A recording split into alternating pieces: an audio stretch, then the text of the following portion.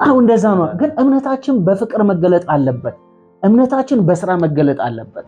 የእያንዳንዳችን የአማኝ ህይወት መንፈሳዊ እድገታችን የሚለካው ሰርተን በምናገኘው አይደለም። ቀደም ጆ ብሏል፣ የትኛውም ሰው ሰርቶ ሊባረክ ይችላል። እግዚአብሔር ለፍጥረቱ ሁሉ የሚራራ ማንም ሰው በጽድቅ ከነገደ እኮ ያገኛል፣ ያተርፋል።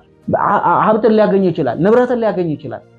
ማንም ሰው በጽድቅ ከነገደ የሚያምር ልብስ ሊለብስ ይችላል፣ የሚያምር ጫማ ሊጫማ ይችላል። ክብርም ቢሆን እንዴ በጣም ብዙ ሰው እኛ በጌታ ሳይሆኑ የምንወዳቸው የምናከብራቸው ሰዎች የሉም እንዴ? አሉ እኮ። ግን ስፔሲፊካሊ መንፈሳዊ ህይወት ስንል ግን አንድ ክርስቲያን ነው እየጠየቀን ያለ ነው። አንድ አማኝ ነው እየጠየቀን ያለ ነው።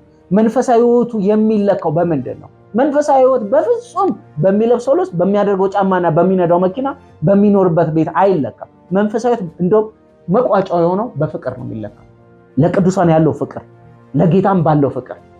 ሰው ለጌታ ትክክለኛ ፍቅር ካለው ለቅዱሳን እውነተኛ ፍቅር ይኖረዋል። ግን እኛ ብዙ ጊዜ አስመሳይ ስለሆነ ነው